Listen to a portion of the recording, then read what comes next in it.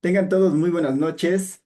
Gracias por su asistencia. Sean bienvenidos a este primer panel virtual destinado al tema de encuestas electorales y alfabetización estadística. Eh, Inicio presentándome. Soy Álvaro Chirino, soy coordinador nacional de la iniciativa del Proyecto Internacional de Alfabetización Estadística, una iniciativa del IACE y del Instituto Internacional de la Estadística, cuyo finalidad es fomentar la alfabetización estadística en los diferentes ámbitos académicos de la sociedad civil, ¿no?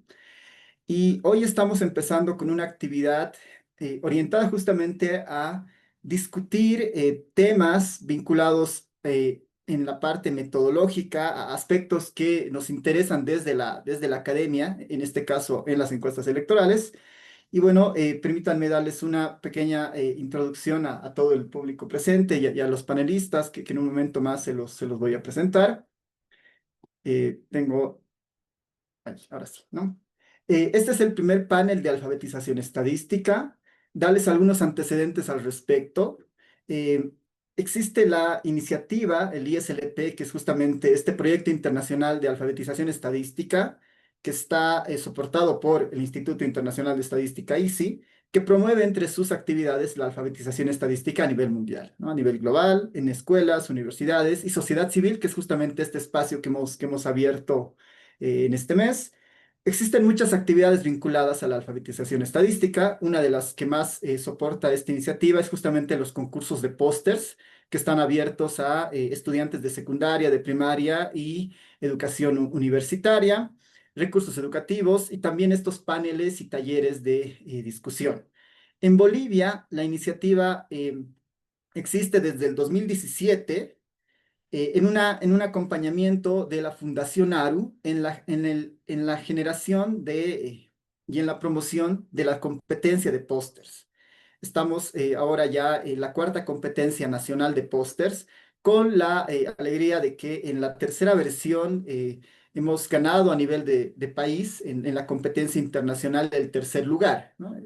Este es un aliciente bien interesante porque justamente la idea es que los estudiantes de secundaria, de universidad, preparan un póster con un tema que ellos eligen, se eligen ganadores nacionales y esto se los manda a la competencia internacional, donde normalmente sale premiados eh, en el Congreso Mundial de Estadística que se celebra cada 2 años. En octubre de este año se está celebrando el Congreso Mundial de la Estadística en La Haya. Y ya hemos mandado desde el país los representantes ganadores nacionales. Estamos esperando que por ahí tengamos algún buen resultado en la primera semana de octubre, ¿no?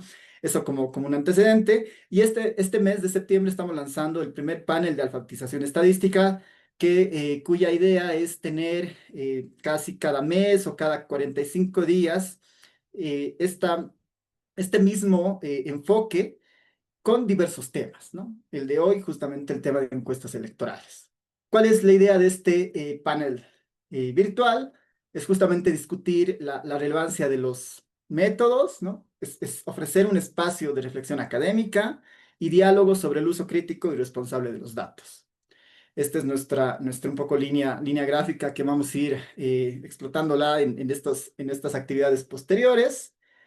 ¿Quiénes organizan esta iniciativa? Como les decía, por un lado, la representación de Bolivia del ISLP, que impulsa justamente estas actividades de alfabetización estadística, y el host que nos contiene es justamente la Fundación ARU, que es un centro de investigación aplicada, una organización que realiza investigación independiente, parte de la sociedad civil, que tiene entre sus diferentes líneas de investigación justamente los temas metodológicos, los temas más orientados ahí a la política pública, en diferentes temáticas. La idea es ir discutiendo diferentes tópicos. El panel de hoy nos lleva a discutir el tema de las encuestas electorales. Los panelistas, y aprovecho ahí para saludarlos, tenemos a 4 panelistas hoy. La idea de esta diversidad es justamente dar un espacio a diferentes voces, diferentes generaciones, diferentes miradas disciplinares, ¿no? Entonces, en esta ocasión tenemos a Sofía Vera, que es investigadora junior de Fundación ARU. Tenemos a Omar Chocotea, que es profesor asistente de la Universidad de Santiago de Chile. Tenemos a Fernando Rivero, que es docente investigador de la carrera de Estadística de la UMSA. Y tenemos a Laura Quenta, que es estudiante de la carrera de Estadística. La idea justamente es tener diferentes perspectivas muy concentradas en el área académica, ¿no? Muy concentrada en la parte metodológica, que en este caso es bien vinculado al quehacer de encuestas como tal, ¿no? Entonces tenemos un poco esa línea. Más adelante les voy a ir dando la bienvenida y dándoles la palabra a cada uno de los panelistas en la medida de que entremos justamente en la discusión de este panel virtual, ¿no? Entonces, estos son nuestros cuatro panelistas del día de hoy. Darles una idea de la agenda de trabajo, ¿no? Vamos a tener esta bienvenida que yo le he iniciado, que va a durar alrededor de unos 10 minutos, donde yo voy a darles algunos contextos respecto a la importancia de este tema y voy a terminar dándoles la pregunta guía que va a justamente abrir la discusión y la presentación de algunas impresiones de parte de nuestros panelistas. Eso va a durar alrededor de 30 minutos, donde cada panelista expondrá justamente su punto de vista desde su propia perspectiva, desde su formación disciplinar, tal vez algunas respuestas a las preguntas guías que se planteen. Después vamos a tener un intercambio entre panelistas para fortalecer algunas intervenciones, por ahí para profundizar algunos temas que hayan ido saliendo durante la discusión o las presentaciones. Y después vamos a abrir un espacio a las preguntas del público para también explorar algunas hipótesis, por ahí algunas líneas de investigación que salgan a partir de este estudio, algunas recomendaciones para los actores de política pública que en este caso, de alguna manera, son los responsables de sostener estos protocolos de encuestas en temas electorales, ¿no? Para después hacer un cierre en conjunto, ¿no? Ok, entonces, con esa idea en mente, voy a pasar un poco a darles el contexto, ¿no? De por qué hemos elegido estas encuestas electorales como el primer tema a discutir en este panel virtual, ¿no? Y cuál es la importancia de esto en esta mirada de alfabetización estadística. Eh, Veremos una primera parte un poco más normativa, ¿no? La ley 26 del 2010 del régimen electoral en su sección sexta regula justamente el quehacer de los estudios de opinión en materia electoral. Genera un antecedente legal de lo que debe o de lo que representa un estudio electoral como tal, ¿no? Cada elección normalmente se genera un reglamento que orienta la realización de estos estudios y las condiciones de estos estudios para la operación electoral que se genere, ¿no? En este caso, el 16 de abril de este año se aprobó el reglamento para la elaboración justamente de estos estudios de opinión en materia electoral para las elecciones generales del 2025. Un dato interesante sobre esto es que este reglamento lo que incluye son varias etapas. Una de ellas es el registro de las empresas que indican que están interesadas en generar este tipo de estudios, ¿no? Una especie de registro previo de empresas, universidades o entidades que están habilitadas y que tienen que acreditarse ante el órgano electoral para realizar estos estudios. Según la página del OEP, para esta primera vuelta que ya pasó, se habían registrado 11 entidades al Tribunal Supremo Electoral, 11 diferentes instituciones, y 7 instituciones se han acreditado a los tribunales departamentales. Esto es bien importante porque en el proceso previo a la primera vuelta, el OEP publica las fichas técnicas de 9 estudios. De estos 9 estudios que publica el OEP, de estas 11 que se habían acreditado, únicamente 2 son las que participan, ¿no? Ese es un primer dato interesante, ¿no? Si bien es cierto, se han registrado 11 con la intención de hacer estudios, en la práctica y en lo que sube el OEP en su portal, 2 han hecho estudios vinculados al tema electoral, ¿no? De estos 9 estudios que se han hecho previos a la primera vuelta, 6 son encuestas preelectorales de intención de voto, 2 son conteos rápidos y una es una boca de urna. En este caso nos vamos a enfocar fuertemente en las encuestas preelectorales porque los conteos rápidos, las bocas de urna tienen su propia naturaleza, sus propias características. Y justamente las encuestas preelectorales son las que han abierto un poco este debate de incluso la credibilidad de herramientas estadísticas. En este segundo contexto que les planteo es, bueno, estamos en un espacio donde no existen muchas alternativas sobre el debate técnico es limitado, ¿no? Existen poca discusión metodológica de este tipo de estudios que se generan, en este caso las encuestas en particular electorales. Existen muy pocos espacios de discusión metodológica. Este esperamos que sea uno de los que abra justamente esta discusión. Existen muchos espacios de opinión, ¿no? Muy mediáticos, ¿no? Con esto de las redes sociales se han popularizado muchos estos espacios donde existe muy poco debate técnico o especializado, ¿no? Y por ahí es más opinión que es la que se fomenta a partir de estas encuestas. Entonces, la idea es dar una alternativa al público en general para que especialistas, académicos en el área puedan discutir y dar sus impresiones respecto el aspecto metodológico de encuestas electorales. Otra motivación para esto es justamente los resultados de la primera vuelta, ¿no? El resultado oficial que muestra la OEP versus lo que predecían las encuestas previamente, ¿no? Claramente haya habido una especie de desfase entre lo que las encuestas predecían y los resultados oficiales que se han dado, ¿no? Todas las encuestas eventualmente daban una idea de los dos partidos con mayor posicionamiento en las encuestas y el resultado oficial como que cambió drásticamente ese resultado, ¿no? Y estamos ante una segunda vuelta que se realiza justamente en octubre con mucha incertidumbre. Aún no ha salido ninguna encuesta en esta fase de la segunda vuelta. El jueves va a salir la primera, entonces la idea es también tener algunas herramientas para tener una posición crítica ante estos procesos. ¿Qué está en juego desde la parte académica? Yo creo que está en juego la credibilidad de una herramienta estadística como es la encuesta. A partir de los resultados que se han ido mostrando, se ha ido volviendo tendencia en muchos espacios de discusión, eso, ¿no? Cuán verídico, cuán cierto es una encuesta, ¿no?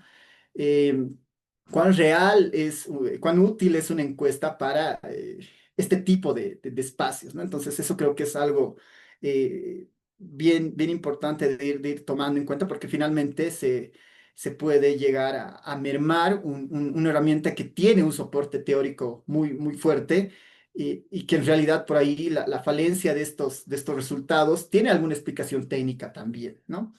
Y ahí justamente vienen las implicaciones, digamos, ¿no? ¿Qué pasa si no se discuten estos temas? ¿Qué pasa si la sociedad no tiene estos espacios para conocer diferentes perspectivas respecto a lo que podría haber sucedido en cuanto a estos estudios? ¿No? Podemos empezar a pensar ahí en diferentes implicaciones. Ok. Entonces, quiero darles bien rapidito un poco el panorama de estas encuestas preelectorales y las tendencias que marcaban. Esta es una figura muy sencilla donde lo que he puesto son los tres principales candidatos que las encuestas, bueno, los dos principales candidatos que mostraban la encuesta, que era Jorge Quiroga y Samuel Doria Medina, el candidato que salió victorioso en la oficial, que es el Rodrigo Paz, el comportamiento de los votos blancos, nulos, indecisos, ¿no? Y el resto de los candidatos en una serie de tiempo que era lo que las encuestas han ido mostrando en los diferentes cortes del tiempo. ¿No? Por ejemplo, en el caso de Rodrigo Paz, que es justamente una de las alarmas que salen en cuanto a la diferencia de una encuesta y el dato oficial, ¿no? La mayoría de las encuestas que están justamente publicadas con su ficha metodológica en el OEP no le daba un porcentaje más alto que por ahí su mejor desempeño cerca del 9%, ¿no? Incluyendo aquí a los votos blancos, nulos y los indecisos. Otra característica de las encuestas es que Samuel Doria Medina casi siempre estaba por encima de Tuto Quiroga, ¿no? Y que los votos blancos, nulos y los indecisos tenían un comportamiento también errático de encuesta a encuesta, ¿no? ¿Qué es lo que sucedió el día de las elecciones, ¿no? Aquí tenemos un resultado el resultado oficial, ¿no? La serie de tiempo con las encuestas previas, sin contar los votos blancos y nulos y sin contar los indecisos, ¿no? Ya ponderando a los votos oficiales de los candidatos. y el resultado final que dio la OEP, ¿no? Dando a Rodrigo Paz el 32,15% a nivel nacional, ¿no? Esto no incluye el voto al exterior porque las encuestas estaban concentradas exclusivamente en el voto nacional. Como segunda opción, Jorge Quiroga de 26,68. Y bueno, tercera opción, Samuel 19,85 y el resto de los candidatos que aglomeraban cerca del 21,32, ¿no? Entonces, claramente hay un comportamiento que las encuestas planteaban desde su propia difusión y hay la medición real, ¿no? El parámetro que nosotros observamos al momento de tener el cómputo oficial, ¿no? Entonces, claramente ha habido un desfase entre la predicción de las encuestas y el propio resultado oficial, ¿no? Y este es justamente uno de los puntos de debate y una de las preguntas que se las voy a plantear hacia adelante. Algo también, ya para terminar esto del contexto que quiero mostrarles, es un resumen bien cortito de estos 6 estudios preelectorales, ¿no? Esto nuevamente teniendo como fuente los reportes que pone la OEP en su página web, ¿no? Tenemos 6 estudios vinculados a estudios preelectorales, 2 hechos por Captura Consulting, 4 hechos por Ipsos Mori, las fechas de los operativos, la fecha final, ¿no? De los operativos, normalmente los operativos duran una semana, 5 días, ¿no? Eso varía. El tamaño de muestra de estos estudios, siendo el más grande la cuarta encuesta de CIES Mori, con 2.700. Y un dato bien particular que creo que vale la pena también mencionarlo, que lo he sacado de los reportes, es la tasa de respuesta que los mismos estudios plantean, ¿no? Captura Consulting menciona que la tasa de respuesta de su encuesta es alrededor del 10%. Es decir, que para lograr las 2.500 encuestas efectivas, ¿no? Ha tenido que hacer una idea de 10 intentos, uno era exitoso, ¿no? Entonces, ha tenido que hacer mucho esfuerzo para lograr los 2.500. En el caso de CS Mori, la tasa de respuesta bordea del 30 al 38%. Es decir, más o menos de unas 10 encuestas, entre 3 personas le respondían en cada una de estas encuestas y con eso ha logrado cubrir estas 2.500. Esa puede ser tal vez una primera alarma, ¿no? No hay una no se regula tal vez por ahí en la reglamentación el comportamiento de la tasa de respuesta y la no respuesta, pero sí se comenta sobre que esto se tiene que reportar en estos informes técnicos y efectivamente las consultoras, estas empresas, tienen ahí un detalle respecto a ese comportamiento. Ok, entonces con ese contexto paso a presentar las preguntas guía a nuestros panelistas que ellos han recibido previamente estas preguntas guía también. Son 5 preguntas guía que van a estar ahí abiertas. Se los voy a leer las 5 en extensas y después vamos a ir justamente dándoles el paso a cada uno de ellos para que desde su perspectiva nos puedan responder alguna, responder las 5 si prefieren, o introducir tal vez un otro ángulo para esta discusión, ¿no? Nuestra primera pregunta guía es, bueno, ¿por qué las encuestas no anticiparon correctamente los resultados de la primera vuelta electoral, ¿no? ¿Qué es lo que pasó, ¿no? ¿Cómo se explica este fenómeno? Nuestra segunda pregunta es, bueno, ¿qué debe garantizar una ficha técnica y qué mejoras metodológicas o de comunicación son prioritarias, ¿no? Esto va un poco más orientado a generar un poco, mejorar la divulgación de la información técnica para que el usuario final esté más informado de la encuesta que está recibiendo, ¿no? Eh, y por ahí es enfatizar en algunos aspectos que tal vez al momento de ser público un estudio no lo hace necesariamente, ¿no? Esa es nuestra segunda pregunta. La tercera pregunta es un poco más orientada ya al rol que tienen que tener las universidades y los centros de investigación para elevar la calidad y la credibilidad de las encuestas, ¿no? En las anteriores elecciones hubo un buen ejemplo con la UNSA, que en su momento hizo algunas encuestas y realizó estudios con muestras muy, muy grandes, ¿no? Y que de alguna manera mostraba la presencia de una universidad en este tipo de procesos, cosa que no necesariamente ahora se ha vuelto sostenido. Entonces, la pregunta es, bueno, ¿cuál es el rol de las universidades en esto? ¿Cuál es el rol de los centros de investigación para elevar la calidad y la credibilidad de las encuestas? Y una cuarta pregunta es, qué condiciones estructurales del país, ¿no? Por ahí es un tema externo, ¿no? Un tema más propio de las instituciones del país, ¿no? ¿Qué condiciones estructurales del país afectan la calidad de las encuestas y cómo podemos enfrentarlas desde la academia, ¿no? Desde la propuesta más orientada de la sociedad civil o de las universidades o los centros de investigación? Y finalmente, ¿cómo aseguramos que las encuestas fortalezcan la democracia en lugar de ser vistas como un instrumento de manipulación política? Porque también eso se ha puesto como en discusión, ¿no? ¿Cuánto un resultado afecta o repercute en la preferencia de voto de una persona, ¿no? Por ahí las encuestas están afectando de alguna manera el mismo proceso democrático, ¿no? Entonces, ¿cómo aseguramos que el rol de la encuesta sea eso, sea un proceso informativo, sea un proceso de fortalecer las instituciones que participan, sea un proceso, sea un instrumento que fortalezca la democracia, ¿no? ¿Cómo podemos hacer que sea realmente una herramienta técnica y no una herramienta que pueda prestarse a una manipulación política? Ok, entonces ese es como nuestro menú, ¿no? Para discutir esta noche.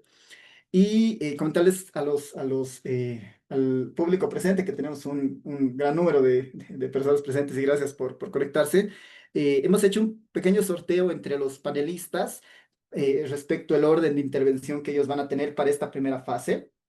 Y en esa línea vamos a empezar con Fernando Rivero, que nos va a dar justamente sus impresiones. Entonces déjenme presentar ahí al magíster Fernando Rivero y después le doy paso a él, ¿no? Y bueno, Fernando Rivero es licenciado en estadística, es magíster en ciencias de la estadística, docente investigador de la carrera de estadística de la Universidad Mayor de San Andrés. Fue director de la carrera de estadística en las gestiones 2018 a 2021. Fue director del Instituto de Estadística Teórica Aplicada en la gestión 2013-2016. Decano y vicedecano interino de la Facultad de Ciencias Puras y Naturales en la gestión 2020. Es docente de posgrado en universidades privadas del país, consultor de encuestas por muestreo y análisis estadístico en entidades públicas y privadas, responsable de la construcción del marco muestral y la muestra maestra de la encuesta Hogares de Línea 2002, responsable de la encuesta de cobertura censal del censo 2001 de población y vivienda. Y bueno, con esa introducción, más bien, Fernando, darte la bienvenida y agradecerte por participar en este panel, ¿no? Te doy la palabra. Adelante, Fernando.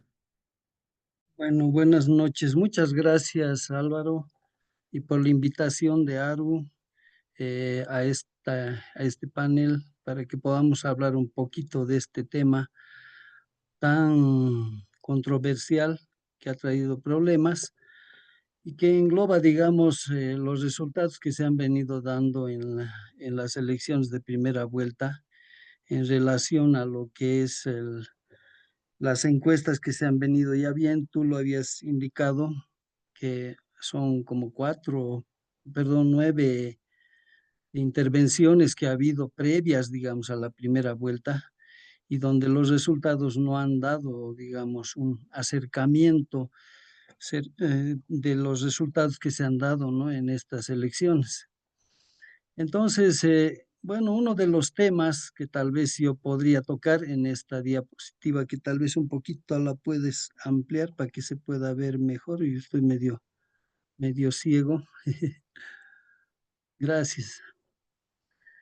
Bueno, primero, tal vez en referencia, digamos, interesante a tu primera pregunta, que es muy importante, cualquier intervención vía muestreo tiene un margen de error, ¿no? O sea, no podemos dar un resultado y decir, debería ser tal cual, digamos, se ha generado el resultado que lo podemos llamar como un resultado poblacional, porque sabemos que han ido a la votación la mayoría de la gente habilitada de 18 años y más, y que bien, según el Tribunal Supremo Electoral, alcanzaba pues a un número de, a ver, aquí tengo el dato, de aproximadamente casi 8 millones de habitantes, ¿no? 7.567.000. Y bien, si bien has mostrado anteriormente, las encuestas, las instituciones que han hecho, las empresas que han hecho las encuestas, tienen un tamaño de muestras de 2.500 en su mayoría, ¿no? Y uno dice, ¿y de dónde, digamos, no? Y bueno, a veces ya en la prensa, indicando en uno de los canales o cualquier entidad que vaya a dar la información, indican, ¿no? Esta encuesta tiene un número de 2.500 o 3.000 encuestados, etcétera. Y ahí nos nombran, digamos, el nivel de confiabilidad y el margen de error cometido, predecido, ¿no? Y ahí a veces uno se pone a pensar y dice como profesional en estadística, que bueno, nosotros sabemos de los detalles que debería tener un tamaño de muestra, una selección, una distribución de muestra, nos ponemos pues atentos a lo que vienen diciendo, ¿no? Y ahí es, digamos, que levantamos los ojos y ponemos a pensar. Y yo justamente he tratado de ver esto con este ejercicio, analizar un poco de por qué, digamos, se habla de estos tamaños de muestra y qué margen de error se comete al considerar estos tamaños de muestra. En ese sentido, bueno, he querido mostrar esta diapositiva, ¿no? Y bueno, como decía, cualquier encuesta vía muestreo tiene un margen de error. Nunca va a igualar a un resultado final, digamos, de un censo, que en este caso sería la primera vuelta en la votación, que estamos hablando de más de 7 millones de votantes. Entonces, he hecho un ejercicio acá, ¿no? Que tal vez lo podemos ver un poco con más detalle y podríamos referirnos a esta pequeña, a la fórmula misma. Y yo he tratado de, en esa fórmula, escribir la cota del tamaño de muestra, que porque un tamaño de muestra siempre va a ser a partir de la cota de Chebyshev, que se puede deducir a partir de un muestreo aleatorio simple. Nosotros sabemos que el muestreo aleatorio simple no es practicable, digamos, en este tipo de investigaciones, ¿no? El muestreo aleatorio simple nos da una idea y muchas veces las instituciones que hacen estas encuestas recurren, digamos, a la bibliografía de algún libro y ven la formulita y le aplican esa formulita, ¿no? Y ese es, digamos, uno de los problemas que se comete ya desde del cálculo del tamaño de muestra, que es uno de los problemas que tiene estas encuestas. Entonces, por ejemplo, en esta fórmula uno puede ver que hay una formulación numerador-denominador al lado izquierdo y lo he dividido otra partecita que es este depth, ¿no? Y abajo la tasa de no respuesta. Bueno, generalmente la parte izquierda es pues la formulación de una proporción para un muestreo aleatorio simple, ¿no? Donde depende de un nivel de confiabilidad, depende del tamaño de la población, evidentemente, de una proporción que uno puede estimar, digamos, en base a, digamos, a resultados anteriores de una proporción de votación contra su contrario, y un margen de error, que es el tremendamente indicador que influye en un tamaño de muestra, ¿no es cierto? Eso ya lo conocemos, bueno, tal vez la gente, las personas que no participan no conocen a detalle, pero ese margen de error es el mayor influyente para un tamaño de muestra, no tanto, digamos, el tamaño de la población. Y bueno, en la fórmula del lado derecho está el efecto de diseño, que le estoy llamando el depth, que es una comparación de varianza de un de un muestreo complejo, ¿no? Y eso lo vamos a hablar luego, en relación a un muestreo aleatorio simple. ¿Por qué digo que el muestreo aleatorio simple no es practicable? Porque muchas veces se usa la fórmula del lado izquierdo como si fuera una investigación de muestreo aleatorio simple, cuando no lo es. Por ejemplo, si nosotros observamos una encuesta de este tipo, que es de opinión electoral, debería ser pues al nivel de una encuesta a viviendas, a hogares. ¿Por qué? Porque ahí podemos encontrar el manejo de la aleatoriedad, que es algo muy importante. La aleatoriedad de la elección de vivienda hogar es sumamente importante porque ahí nos desplaza no solamente geográficamente, ¿no? la población en una muestra, sino también, digamos, lo que es urbano y rural, que es demasiado importante, ¿no? Ya el censo nos ha dado resultados, por ejemplo, donde dice que el 65% de la población es urbana y el 35% es rural. Si queremos una opinión del, del, de las personas en el ámbito electoral, deberíamos pues estudiar ambos contextos, ¿no? Urbano, rural. Bueno, más o menos ya mirando esta ficha, este pequeño ejemplo, donde ustedes ven parámetros de muestra, hablamos de un nivel de confianza generalmente usado al 95%. Eso no lo vamos a cambiar. Luego hablamos de un N poblacional. Bueno, en este caso le he puesto la población que ha arrojado el censo, que hablamos de 11.365.000. Que bueno, eso simplemente porque lamentablemente el INE no nos ha dado todavía la población por edad. Yo he tratado de encontrar eso y he querido filtrar de estos 11 millones cuántas son las personas que realmente estaban habilitadas para votar, personas de 18 años y más.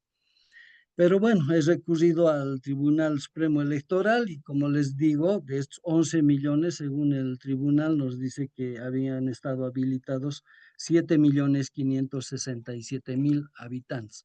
Un número que, bueno, eso ya es un otro tema donde yo lo estoy haciendo la investigación y de decir cómo el Tribunal Supremo Electoral que nos arroja un número de personas habilitadas todavía, ¿no? Porque el total de personas que son inhabilitadas, depuradas, en esa suma alcanza a más de 8 millones, casi 9 millones de habitantes de 18 años y más. Imagínense, y esa población según la pirámide de la población boliviana, donde hay todavía gente joven en nuestro país, pues nos hace pensar muchísimo en este número de 11 millones que arroja el INE como el censo. Bueno, pero eso ya es otro tema, que no es el momento de discutirlo, pero yo estoy haciendo esa investigación para ver realmente cuál debería ser la población boliviana. Refiriéndonos a ese número, he hecho he visto más o menos el número de viviendas, ahí encontramos, tenía que tomar a todos, no importa, pero más o menos identificar cuántas viviendas tenemos en Bolivia. Hablamos más de 3.666.000, considerando un promedio de personas por vivienda de 3,1. Este es el dato oficial que nos ha dado el INE el 2024 en sus resultados, ¿no? En agosto. Y bueno, si uno toma una proporción máxima, y aquí es la clave, ¿no? El lado ahí donde pongo tamaños de muestra bajo un muestreo aleatorio simple, que ese creo que es el meollo del problema. Si usted se fija, con margen de error de menos del 1%, pues necesitaríamos un tamaño de muestra de 38.000, solamente considerando muestra aleatorio simple, si ustedes ven esta tablita. Y voy subiendo el margen de error al 1%, con 9.500, 9.600 de muestra, y si se fijan, el margen de error del 2% coincide pues con el número de 2.500 que han sido las encuestas frecuentemente realizadas, ¿no? Entonces, uno dice, entonces, ¿qué han hecho? Las instituciones han tomado fórmula de un muestreo aleatorio simple como si fuese así ese tipo de muestreo, cuando en realidad esta investigación electoral debería tener un muestreo por lo menos de conglomerados y de estratificado combinado. Y no es así, ¿no? Bueno, no sé, ¿no? Habría que ver la ficha técnica, revisarla, controlarla, qué tipo de muestreo se ha usado. Si no se ha usado eso y se ha utilizado la formulita del lado izquierdo que estoy mostrando, con un margen de error de 2%, tenemos una muestra de 2.400 encuestas, que parece que fuera eso que nos han dado, ¿no? Y bueno, ya, Licenciado, sí, adelante, sí, disculpe, un minuto más, por favor, Licen, para no. a terminar, Sí, sí, y ya. así damos paso a los otros panelistas y Entonces después voy podemos volver a acelerando, las ideas. Sí, adelante, ya Licen. voy rápidamente entonces para terminar. y decir entonces que pareciera que se ha aplicado esa fórmula. Cuando un muestreo complejo debería incluirse, según la fórmula, el efecto de diseño y la tasa de no respuesta. Si aplicamos esa fórmula en su totalidad como una cota para el tamaño de muestra, tengo el lado derecho donde dice bajo un muestreo complejo. Y ahí podemos ver que si bien se ha usado un margen de error del 2%, tendríamos que haber hecho una encuesta con 5.000 más o menos de muestra, ¿no? Y eso es un tema del tamaño de muestra que a mí me preocupa muchísimo y que realmente se han equivocado.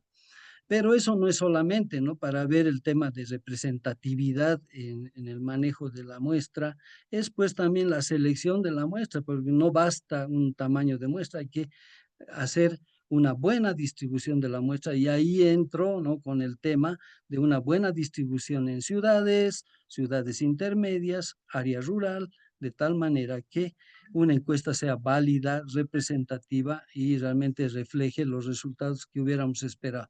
Y aquí es lo importante, la aleatoriedad, porque no podemos estar diciendo, si esta persona no se deja entrevistar, la reemplazaré con esto, con este, con este, con este, lo que tú decías, Álvaro, ¿no? Que hay 10% de reemplazo, etcétera. Eso no da lugar a una buena investigación. Y con eso tal vez corto para dejarte el tiempo. Gracias. Perfecto, gracias, Fernando. Sí, nos ha dejado un mensaje bien claro, ¿no? El tamaño de muestra importa y también es clave el tema del diseño estadístico vinculado a la distribución, la selección y la definición justamente de estos otros elementos, ¿no? Vinculados al tema de las etapas, el tema de las tasas de no respuesta. Ok, voy a dar el paso a nuestra siguiente panelista para tener esta primera ronda respecto a los comentarios. Nuestra segunda panelista es Laura Elizabeth Quenta Marca. Ella es estudiante de la carrera de Estadística en la Universidad Mayor de San Andrés. Actualmente se desempeña como auxiliar de interacción social, donde apoya en actividades de extensión universitaria y en la promoción del uso de la estadística como herramienta fundamental para la toma de decisiones. Como estudiante activa, busca contribuir al fortalecimiento de la cultura estadística en Bolivia, fomentando la comprensión y el análisis crítico de la información en la ciudadanía. Te doy paso, entonces, Laura, si puedes entrar entre los 5 a 7 minutos para esta primera intervención y así también después abrimos un intercambio entre los panelistas. Adelante, Laura. Ya, buenas noches, muchas gracias por la invitación. Bueno, un punto que me parece fundamental es la relación entre encuestas electorales y lo que es la alfabetización estadística. Muchas veces el problema no es solo cómo se hacen las encuestas, sino también cómo las entendemos y las interpretamos como sociedad. Digamos, en Bolivia, o bueno, en general en América Latina, la alfabetización estadística todavía es muy baja. Eso significa que, digamos, que las personas no están familiarizadas con conceptos básicos como ser, digamos, margen de error, nivel de confianza, o la diferencia entre una estimación puntual y lo que es una tendencia. Entonces, digamos, por ejemplo, cuando una encuesta dice que un candidato, digamos, tiene 28% de apoyo y, digamos, otro tiene el 26%, mucha gente lo interpreta como que el primero va ganando, digamos, ¿no? Cuando en realidad, por lo que es el margen de error, podrían llegar a estar empatados. Esa mala interpretación puede generar lo que son expectativas irreales y peor aún, desconfianza en los resultados, ¿no? Cuando la elección no coincide con los resultados que vota la encuesta, ¿no? Que se muestra tanto como es en los medios de comunicación. Bueno, aquí, digamos, considero importante lo que es el desafío, el de la alfabetización estadística. Necesitamos que la ciudadanía entienda que las encuestas no son predicciones absolutas, sino aproximaciones con un grado de cierta incertidumbre. Así como aprendemos a leer y escribir, o sea, nosotros desde niños, ¿no? Creo que también deberíamos también aprender a leer correctamente los datos. Eso, digamos, puede ayudar a nosotros como personas nos permita cuestionar con criterio lo que vemos en los medios y lo que se puede ver en las redes sociales. Digamos, respondiendo a una pregunta, digamos, lo que es la academia, los medios de comunicación y las propias encuestadoras que se encargan de realizar esto, ¿no? Tienen un rol compartido, digamos, desde la universidad. Yo creo que se podría promover lo que son talleres, cursos cortos y hasta se debería hasta materiales gráficos, por así decirlo, que traduzcan los resultados en un lenguaje más accesible para la sociedad. Los medios, por ejemplo, vemos que muchas veces ponen títulos súper cortitos, digamos, o súper directos diciendo X candidato va ganando, ¿no? O está con la mayoría. Y en lugar de eso, tal vez intentar explicar los intervalos y las limitaciones con las que se ha realizado la encuesta, ¿no? Como se decía, por ejemplo, la tasa de respuesta, creo que es algo importante y sería importante mostrarlo, ¿no? O sea, que sea más vistoso. Y las encuestadoras, digamos, yo creo que también se deberían lo que es comprometerse con la transparencia pedagógica, digamos. O sea, no solamente con el cumplimiento formal de la ficha técnica, sino también dando confianza a la población de que la metodología, de que la forma de que sean los encuestadores han reunido los datos, de que no ha habido lo que es este, digamos, encuestas llenadas, digamos, por los mismos encuestadores, y todo eso para que la sociedad pueda generar confianza, ¿no? En ellos.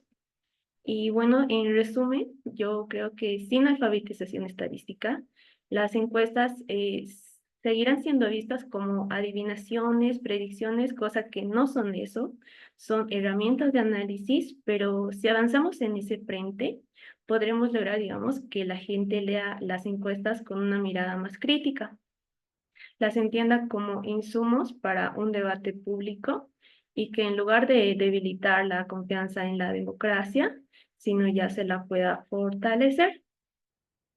Y bueno, como último comentario, digamos, respondiendo a la pregunta, digamos, de factores que explican los errores de predicción en la primera vuelta, bueno, yo creo que eso ya se origina en lo que son varias etapas del proceso. Primero, como decía, ¿no? El magíster Rivero, el diseño muestral. Si la muestra no representa bien a la población, digamos, por ejemplo, lo que son sesgos urbanos, eh, exclusión de las áreas rurales o las dificultades logísticas que muchas veces logran tener los encuestadores, los resultados se distorsionan bastante. Segundo sería, yo creo que es muy importante ver el tema de no respuesta o que las personas deciden mantener su voto secreto, ¿no? O sea, tienen esa opción y claro, se respeta, ¿no? Y también lo que es, digamos, muchas personas no dicen no responden con su verdad, ¿no? Cambian su respuesta y al momento de ir a votar, ya votan por otro candidato, ¿no? No son 100% sinceros con los encuestadores. Y bueno, ¿no? Los modelos de estimación y ponderación que son importantes, un mal ajuste en las proyecciones sobre la intención de votos puede generar márgenes de error superiores a los reportados. Y bueno, como último factor, ¿no? El factor tiempo, cambios bruscos en la intención de voto, incluso pocos días antes de la elección, no siempre se logran capturar y eso distorsiona mucho los resultados. Bueno, esa sería mi opinión, gracias. Gracias, Laura, más bien a ti por los comentarios. Solamente un poco para igual resaltar lo que decía Laura sobre este proceso necesario de alfabetización estadística para los diferentes estratos de la población.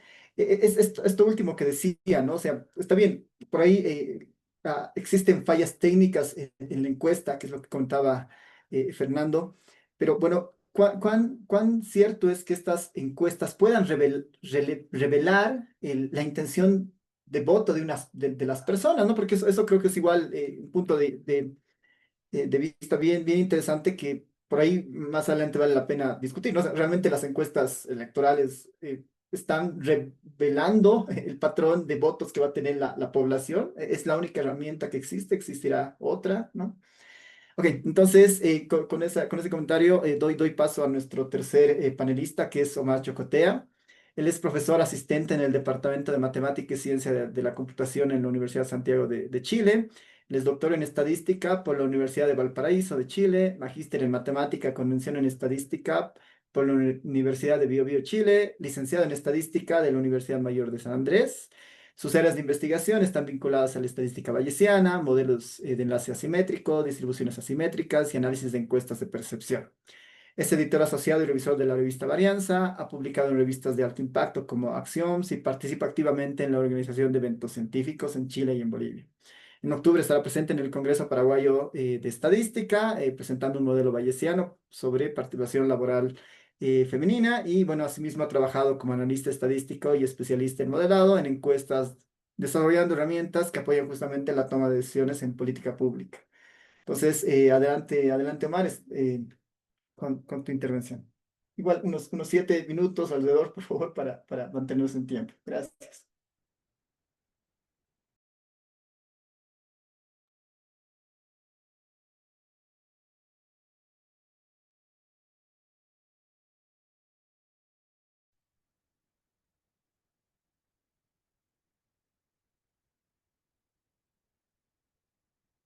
Ya, muchas gracias, Álvaro. Eh, a ver, espero que no se desconfigure la presentación. Sharingan, preparado. Eh, Demos inicio. De las elecciones presidenciales, al igual que tú tenías una, una tabla de todos los antecedentes efectuados por las distintas consultoras o encuestadoras, he recopilado información de 10 encuestadoras. ¿Sí? El SPY ha hecho trabajos para el deber, eso podemos sumar para acortar tiempos. Y ha sucedido algo interesante en cuanto a la tercera columna, sin importar los periodos y las encuestadoras. Eh, no sé por qué en esta ocasión se han decantado por el número 2500 y en la última etapa, que ha presentado resultados Ipsos, al número 2700. Eh, He notado que a lo largo del tiempo estos tamaños de muestra se están manteniendo fijos. Por ejemplo, no sé si se acordarán las encuestas de percepción sobre la calidad de vida sobre la ciudad de La Paz, efectuadas por ejemplo, por el PADEM desde, desde el 2014, creo. Han empezado con el número de 1000, tamaño de muestra 1000, luego 1200, y eso estaba fijo durante un buen tiempo. Y en las encuestas locales, con otras consultoras, en otras investigaciones también. Y a nivel internacional, por ejemplo, los del Latinobarómetro actualmente mantienen el número 1200 eh, en diferentes países. Bueno, recapitulando, interiorizándonos en esta parte, he armado 2 columnas más para la primera y segunda posición. Una lectura inmediata podemos decir que de las 10 encuestas, en 8 y hasta la última etapa, eh, han favorecido a que Samuel tenga la ventaja, ¿no? En la primera posición y en 2 a Tuto Quiroga. Y para la tercera posición,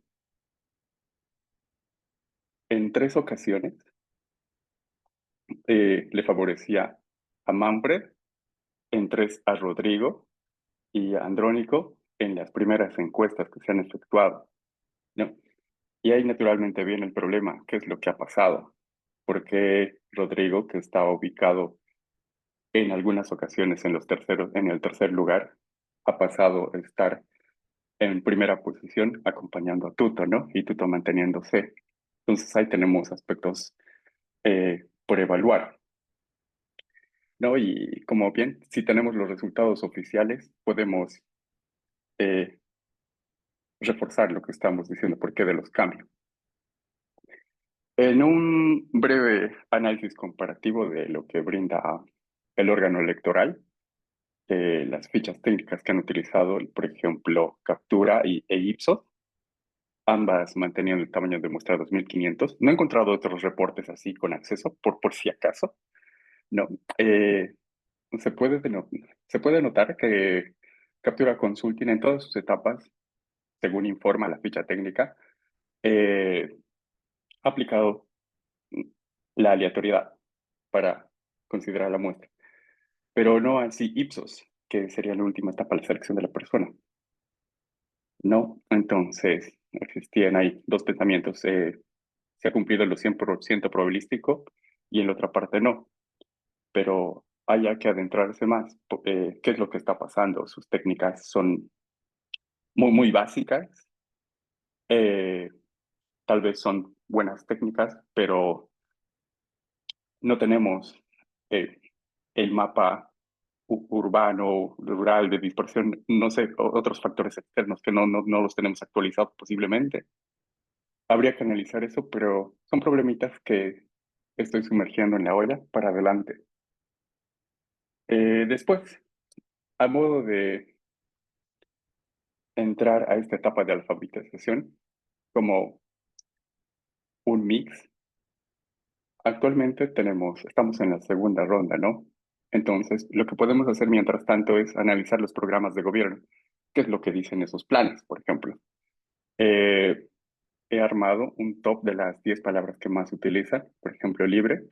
Bueno, les recuerdo que eh, el programa de gobierno de Libre contempla, creo, 63 páginas y el de PDC 25 páginas, ¿no? Entonces, las frecuencias asociadas al programa Libre van a tener que ser más altas.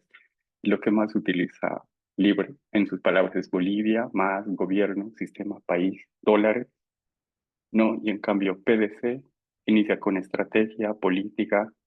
Por ejemplo, estrategia, 117 palabras, política, 56, seguridad, 34.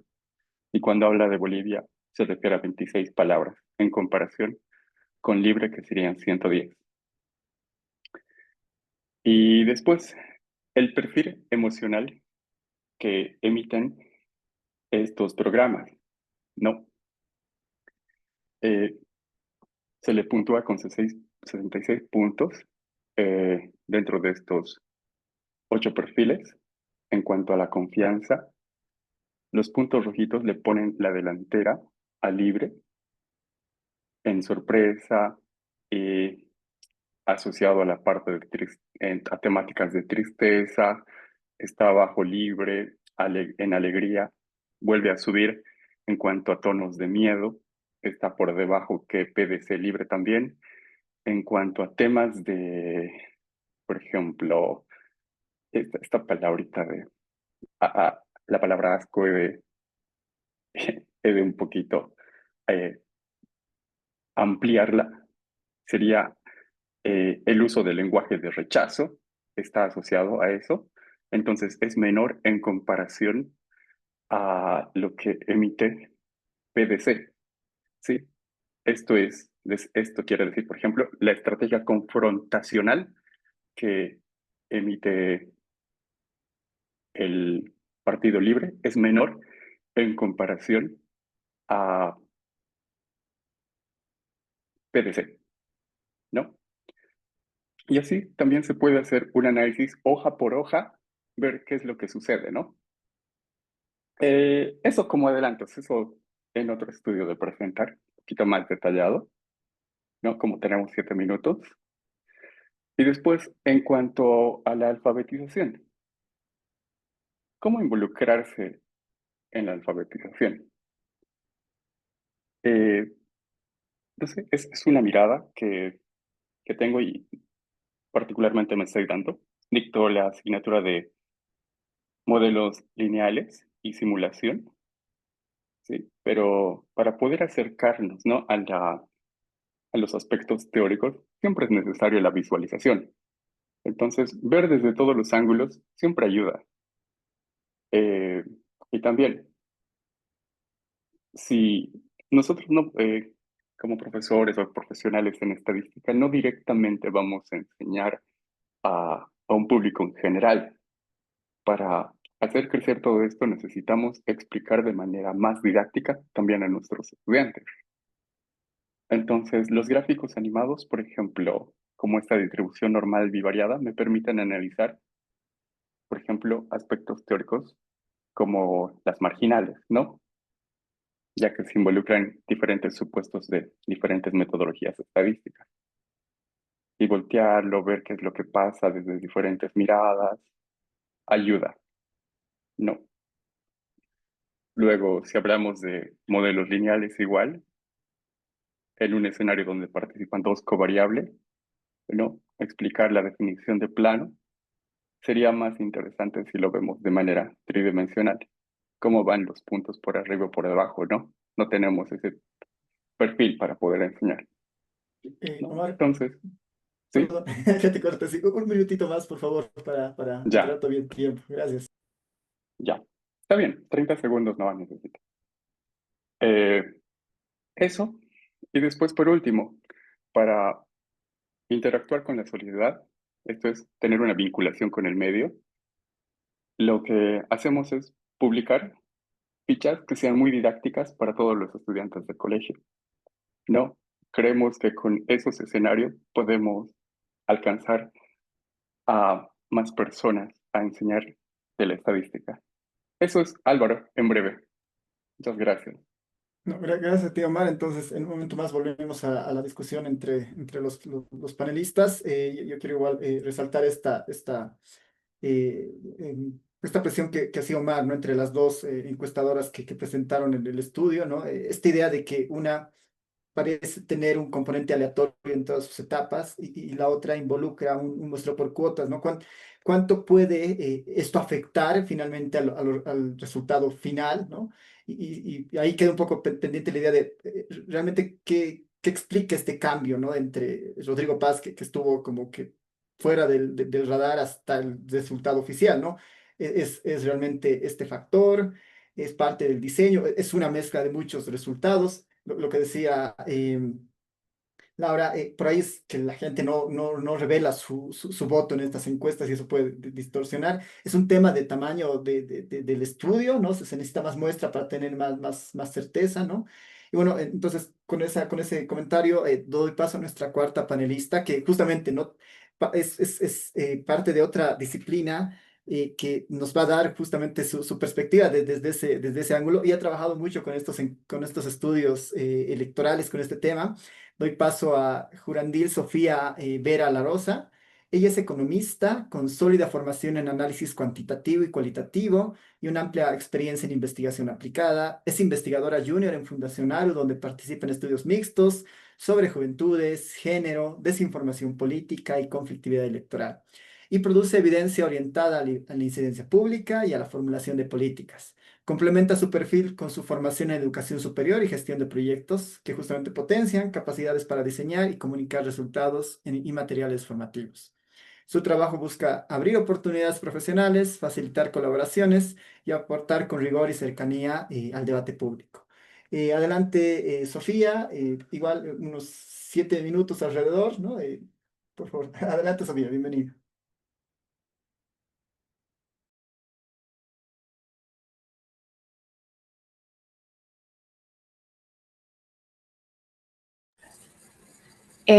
Buenas noches. Les voy a pedir por favor que me confirmen que se ve la pantalla.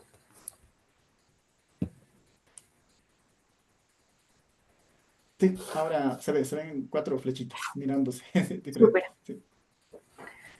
Muchas gracias primero al resto de panelistas. Voy a aprovechar estos 7 minutos para presentarles esto desde otra perspectiva. He llamado a esta presentación qué tan creíbles son las encuestas y cómo es la intención de voto y la desinformación en tiempos de incertidumbre política, ¿no? En realidad, toda esta investigación nace con una motivación clara, que va a ser por qué las encuestas vendrían a fortalecer la democracia, ¿no? Y creo que si bien se ha mencionado la ley 026, si no me estoy equivocando, creo que es 026 y además el manual de elaboración y difusión de estudios de opinión en temas electorales. Las encuestas nacen a partir de este criterio que son una herramienta fundamental para garantizar el ejercicio pleno del derecho a la información, ¿no? Si tenemos el ejercicio o la posibilidad de acceder a información de calidad y verídica, tenemos la capacidad como ciudadanos de además tomar decisiones que son informadas y van a fortalecer la participación activa de la ciudadanía, ¿no? Por eso vienen con este peso de relevancia en el tema de la democracia, ¿no? No solamente lo metodológico, sino cuál es su contribución al tema social. ¿Por qué es importante, no? Obviamente Bolivia está polarizada desde el 21F y ha ido en incremento hasta llegar a los comicios del 2019, la crisis política del 2019 y hasta llegar al momento actual, ¿no? ¿Esto qué significa? Que en un contexto polarizado las encuestas se van a volver una herramienta de poder, ¿no? La literatura ha llamado a esto como el weaponized science, ¿no? Y esta instrumentalización de la ciencia para el mal, digamos, tiene un ambiente de proliferación positiva cuando tenemos un contexto polarizado como el de Bolivia, pero además sin regulación de la información, ¿no? Por eso es importante porque la ciencia sin transparencia puede convertirse en desinformación con credenciales, ¿no? Utilizamos de nuevo esta ciencia para generar controversia, desinformación e incidir de una u otra forma en la percepción ciudadana, ¿no? Ahora, ¿qué analizamos con lo que les voy a presentar ahora? En la Fundación ARU hemos hecho un raspado de información de 161 encuestas que han estado elaboradas por 21 casas encuestadoras o entidades privadas. Y además hemos podido identificar en esta información a una casa encuestadora impostora, ¿no? Las variables que hemos evaluado las he resumido, si bien la base de datos es un poco más extensa, solamente por temas de tiempo. Hemos valorado la fecha de publicación de esta encuesta, la habilitación de estas casas encuestadoras por el TCE, la existencia de esta ficha técnica y que haya sido divulgada de manera correcta según el reglamento y la ley 026. Además, los indicadores metodológicos, que era un poco lo que se hablaba antes, ¿no? El tema del tamaño muestral, el margen de error, el tipo de método de recolección de datos, etcétera, ¿no? Además, hemos construido un ponderador de calidad metodológica, ¿no? Nuestro benchmark ha sido el requerimiento que ha puesto el OEP para la divulgación adecuada de estas encuestas, ¿no? En ese sentido, hemos tenido los siguientes hallazgos, que son los principales. El 83% de las encuestas que hemos podido monitorear, que han sido difundidas por redes sociales y medios de comunicación, han sido elaboradas por encuestas o encuestadoras habilitadas, ¿no? El 83%. Pero aquí hay que tener en consideración lo que antes Álvaro decía, ¿no? No todas las encuestadoras habilitadas han hecho estudios de opinión en tema electoral, ¿no? Sin embargo, de todas las publicadas, el 83% sí ha correspondido a al menos alguna de estas habilitadas. El siguiente resultado son que el 62% de estas encuestas han sido difundidas dentro del periodo establecido por el TCE y además el otro resultado es que el 10% de todas las encuestas cumplían a cabalidad los estándares de calidad que se exige por el TCE y además que son importantes en un tema de rigurosidad metodológica. De esta manera les estoy mostrando un gráfico que les va a decir la primera franja del 0 al 10 es el ponderador de calidad que nosotros hemos elaborado en función a todos los requerimientos del OEP y hemos diferenciado si estaban habilitadas o no estaban habilitadas. Si nos concentramos en las que sí estaban habilitadas, que además tienen un proceso, un filtro por el OEP, vemos que existen muchas que se van a concentrar dentro de las que no tienen calidad, a pesar de que han cumplido requerimientos establecidos técnicamente por el órgano electoral, ¿no? El siguiente gráfico les voy a mostrar la metodología de recolección y si estaban habilitados o no. Aquí me disculpo porque no he puesto en la imagen se cortó el tema de si estaban habilitadas o no, pero en el eje de la izquierda estamos hablando de si estaban habilitadas o no, de igual manera que el anterior gráfico, y vemos que en su mayoría 100 de las 161 encuestas han utilizado el método de recolección CAPI, ¿no? Aquí obviamente esto va a depender del tamaño muestral, el margen de error y toda la rigurosidad técnica que requiere, ¿no?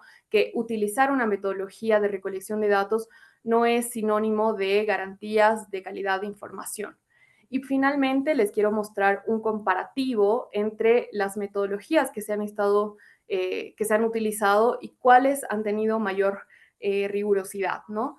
Sé que ya estoy cerca de los 7 minutos, voy a pedir un minuto adicional para concluir, pero vemos que en su mayoría se ha usado el método CAPI, ¿no?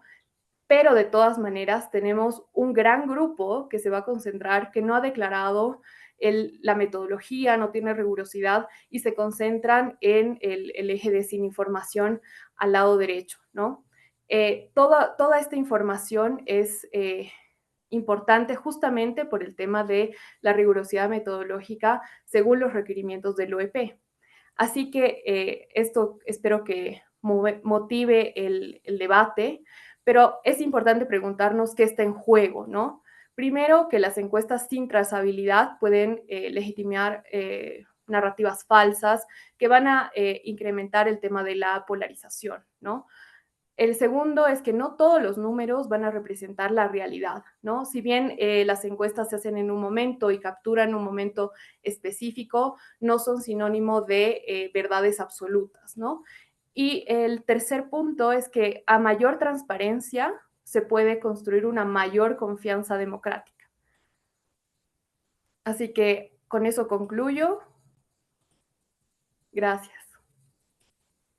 Gracias Sofía. Sí, ha estado, yo creo que esta última parte justamente redondea un aspecto que no se había mencionado antes, que es eso, no sé cuál, y por qué importa, digamos, analizar esto, porque claramente hay esta tendencia que ya mencionaba que están por ahí siendo estos resultados malos, buenos, ¿no? Con todas las características que se mencionaban, un instrumento para polarizar, digamos, ¿no? Y entramos en otra dimensión que por ahí está por fuera de este ámbito académico, pero que finalmente atenta con la misma herramienta, digamos, ¿no? Porque si bien es cierto, existen estudios que están validados por OEP, un gran volumen de otros estudios que están circulando, ¿no? Que por ahí carecen de transparencia, como lo mencionaba Sofía, que por ahí nos pueden justamente orientar a descalificar estas herramientas como tal, ¿no? Entonces, agradecer a los cuatro panelistas. Quisiera entrar en este segundo bloque de discusión y simplemente de mi parte plantearles dos preguntas y después abrirles a que ustedes puedan conversar entre ustedes también para reforzar algunos temas que han ido saliendo. Yo quisiera reforzar la tercera pregunta que les hacía porque va muy de la mano de lo que decía Sofía al final, ¿no? Es bueno, ¿cuáles son las consecuencias de esto? Y bueno, ahí la pregunta es, ¿y cuál es el rol de la academia y de las universidades, de los centros de investigación respecto a estas encuestas, ¿no? Políticas? ¿Cuál debería ser la posición, ¿no?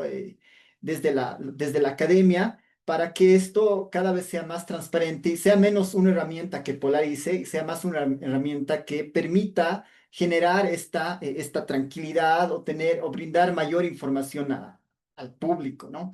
Entonces, esa es una pregunta que ha quedado, creo que sin respuesta en las intervenciones y quisiera un poco invitarlos a ver si alguno de los cuatro panelistas quisieran animarse a abordar, ¿no? ¿Cuál es el rol de la universidad? ¿Cuál es el rol de los centros de investigación? ¿No? Como una primera pregunta. Y si alguien se anima, esta segunda igual es si estas encuestas realmente revelan la posición de las personas respecto a su preferencia política, ¿no? Que era algo que sacaba Laura en su comentario, que creo que es igual válido porque la pregunta es, si las encuestas no están funcionando para esto y están siendo herramientas de polarización, entonces, ¿qué otras herramientas existirán, no? Entonces, les planteo esas dos preguntas antes de abrir el debate entre ustedes. Y no sé si alguien se anima a responder alguna de estas dos, así con intervenciones muy cortas de minuto a minuto y medio, por favor. No sé quién se anima a responder el rol de las universidades, si estas encuestas realmente revelan, ¿no? La posición o la preferencia del votante.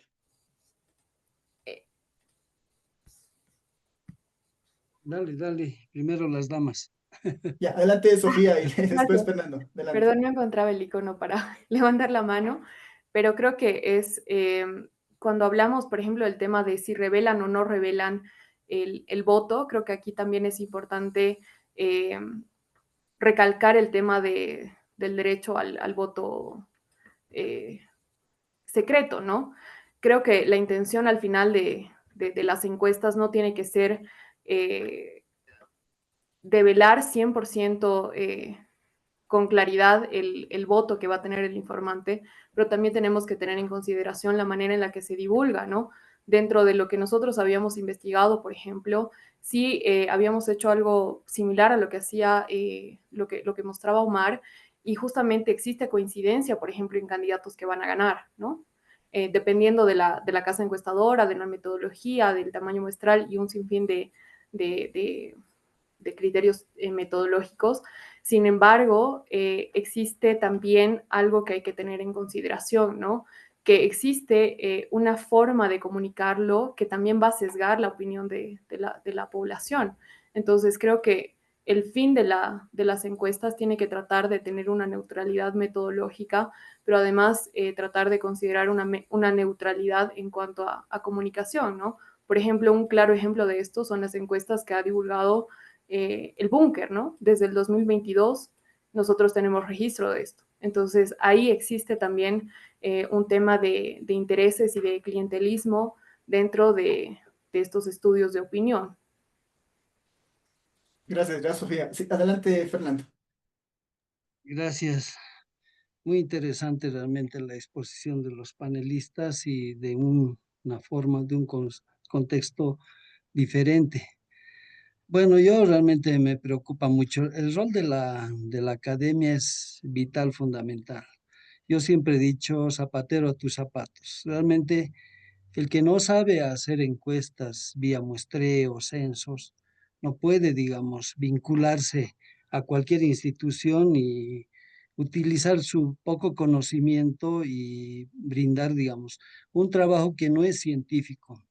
El tema de la academia es fundamental. Por ejemplo, ahorita yo me pregunto, ¿quién habilita en el Tribunal Supremo Electoral, como dijo en este caso Sofía, que hay tal vez una comisión que recibe, digamos, fichas técnicas de estas encuestas y las habilita por, digamos, darle el visto bueno al Tribunal Supremo Electoral? Pero ¿quién está en esas comisiones, no? Eso es lo que me preocupa. Porque mira, si no trabajamos de manera técnica, científica y bien realizada una encuesta, mucha gente dice, bueno, las encuestas no sirven para nada. Y ahora más todavía le ponen en duda las encuestas vía muestreo, como si no fuera un trabajo científico, porque pone en duda, ¿no? Ya ustedes han visto el resultado, ¿no? No aparece un partido que saca la mayoría y gana las elecciones en primera vuelta. Entonces yo me pongo a pensar, ¿no? Esas fichas técnicas que presentan las instituciones y habilita el tribunal, ¿quién las califica? Debería ser justamente profesionales de la academia, los que son realmente conocidos en el tema. Entonces, vamos a tener estos fracasos. Yo ya he visto, he hecho ejercicios como, y veo muestras de 2.500 y nos dicen y todavía nos mienten, lamentablemente es así, en los medios de prensa dice, la ficha técnica dice que la muestra es 2.000 o 2.500 y tiene un margen de error de más o menos 1%. Pucha, y uno empieza, y yo por lo menos me pongo a medir eso y de dónde sacan eso, ¿no? ¿Con qué elementos? Y entonces, justamente ahí es el problema, ¿no? Y el tema de la aleatoriedad, si en estas encuestas, pese a un tamaño de muestra tan pequeñito, se hubiese generado una selección aleatoria, la aleatoriedad pues te tiene que dar una representatividad, tal vez no con ese tamaño, y que hubiese dado resultados de ese frente que era una incógnita para nosotros, ¿no? Y que luego gana las elecciones. Entonces yo digo, el rol de la academia es muy importante para esa evaluación. Deberían invitar a los profesionales de de la academia y tal vez en este caso, carreras como, en este caso, estadística, ¿no? Economía, gente del área social, para que puedan ver incluso la temática, etcétera, cuáles son las preguntas, ¿no? Revisar toda esa parte para que tenga validez, pues. Ahora, yo no sé, sinceramente, no soy presente, digamos, de este tipo de trabajo, pero seguramente yo me pongo a pensar muchas veces que el que paga se beneficia con el resultado, ¿no? Que es un trabajo ya sesgado, ¿no? Entonces, ¿de qué sirve eso, no? Tal vez vamos a buscar, porque una de las técnicas que ha mostrado, la ficha que ha mostrado Omar, habla de una técnica vía, ¿cómo se llama? Que es el no aleatorio, por Cuotas. cuotas. Entonces ahí yo puedo fijar una cuota primero de que me interesa, digamos, que una de las cuotas, lamentable, el que tenga tendencia a votar por un partido. Yo le puedo poner una cuota así. Entonces, ¿de qué sirve, no? Estamos generando sesgo. Y ahí también de la ficha técnica que mostró Omar, habla de multietápico. Y el multietápico en el tema muestreo exige un efecto de diseño que da justificación a la fórmula que yo había hablado. Miren, si se fijan ahí, ¿no? En todas las tipos de muestreo habla probabilístico estratificado multietápico, dice, de tanto de esta empresa Captura como de Ipsos. Y bueno, la otra habla de la aleatoriedad método KISS, que es la selección dentro de un hogar. Está hablando que se ha hecho encuestas por hogar y se selecciona porque el método KISS busca la selección de personas dentro de un hogar. Y el otro dice cuotas por sexo y edad, ¿no? Bueno, Súper. entonces, eso es preocupante y si se fijan allá, ahí está, ¿no? Qué interesante. Más o menos 2% dice de margen de error. Error muestral, dice, ¿no? Ahí ya puedo tapar yo en hablar de margen de error. No sé si es margen de error muestral o es error muestral, porque puedo tomar el coeficiente de variación, que es relativo, e ignorar el valor de la confiabilidad. Y ahí estoy ya tapando, digamos. Eso me generaría que el margen de error es más del 2%, el doble, sería un 4%, un 5%, y en el otro caso 2.2 hablaría de un 4,4, digamos, ¿no? El doble, porque si yo puedo tapar con error muestral, no estoy diciendo sobre el margen de error. Entonces, esos temas de la parte técnica es preocupante, ¿no? Y el tema del sesgo que se genera, hacer reemplazos de entrevistados, bueno, pues todo eso se nos junta y nos trae problemas. Entonces, esa es mi preocupación y la academia debería ser fundamental en la evaluación de estas fichas técnicas para elegir a las empresas y hacer este tipo de encuestas, ¿no?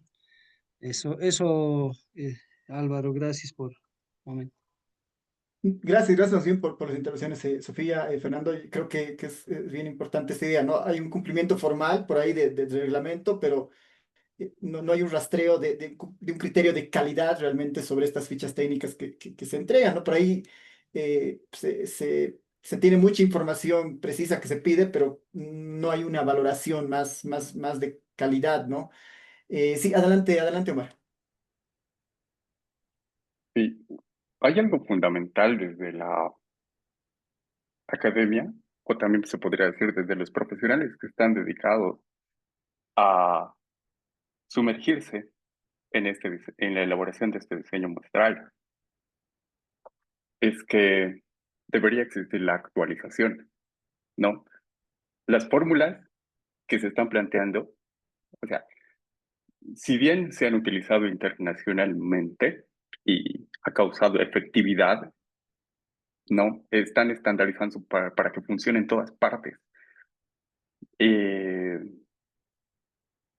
pero como hacemos con los periódicos o con las noticias, vemos una noticia cada día, qué es lo que está pasando, nos actualizamos del momento.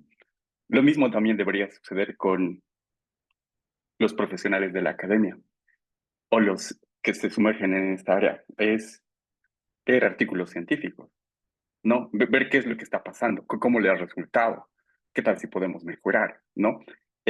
Por ejemplo, en la primera fórmula que mostraba en el ensayo, Fernando, ahí había un P por Q 0.25, ¿no?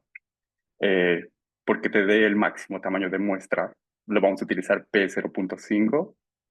¿Por qué no inducimos a estimar una proporción, ¿no? Información bayesiana podría servir, no sé. O si no necesariamente utilizamos la fórmula de la proporción, sino para la media, pero la media se basa en el supuesto de la distribución normal, por ejemplo, cosas así. ¿Por qué no suponer otra distribución? No han existido esos cambios en todos los documentos que he visto. O sea, entonces, esos aspectos más repercuten. Y otro aspecto, como mencionaba, necesitamos personas que vigilen que las cosas estén bien. ¿Existirá un profesional en estadística en esos niveles como para poder controlar? ¿Y aceptarán una contraposición, por más que sean del órgano electoral? Así como los abogados, ¿no? De decir, cambiar, ir en contra de la postura que ellos están efectuando. No existen esos aspectos, por ejemplo. Y naturalmente, mantener códigos éticos. Tenemos que mantener eso naturalmente. Con eso puedo cerrar. Ok, gracias, Omar. Tal vez ahí, solamente igual para motivar, tal vez esta última ronda para tener una pregunta es, eh, pensando, ¿no? que hay una falta en el diseño estadístico como un criterio, digamos, anómalo, pero yo creo que algo que llama la atención es eso, ¿no? Hay un patrón sostenido de que todas las encuestas preelectorales no han predicho el resultado final de los dos partidos, ¿no? Entonces, ahí yo quisiera un poco pedirles, y desde su punto de vista, cuál ha sido exactamente el criterio, cuál creen que ha sido el factor predominante para que estas encuestas no hayan podido revelar eso, porque ninguna lo ha hecho de forma previa. En la ficha técnica del último estudio de C.S. Mori, por ejemplo, de la cuarta encuesta, ellos mencionan que han hecho un experimento bien interesante que es, han simulado el voto secreto, ¿no? Les han dado una papeleta, han tenido por ahí una ánfora y han reproducido ese voto secreto en esa metodología sin que el encuestador le pregunte por quién va a votar, sino han reproducido ese experimento del proceso electoral, pero en ese resultado tampoco ha diferido mucho del oficial con el cuestionario. Entonces, la pregunta sigue siendo, bueno, ¿realmente las encuestas son válidas para predecir procesos electorales? Eh, ¿Cuál creen que ha sido qué explica este cambio, ¿no? entre el resultado oficial y las encuestas preelectorales, ¿no? ¿Existe otro mecanismo en la estadística que podríamos utilizar para acercarnos a ese resultado? Porque creo que eso es algo que se discute y tal vez no tenemos todavía una precisión al respecto, ¿no? Yo sigo con esa pregunta antes de darle al público un espacio para que consulte a los panelistas. No sé si alguien se anima a comentar al respecto.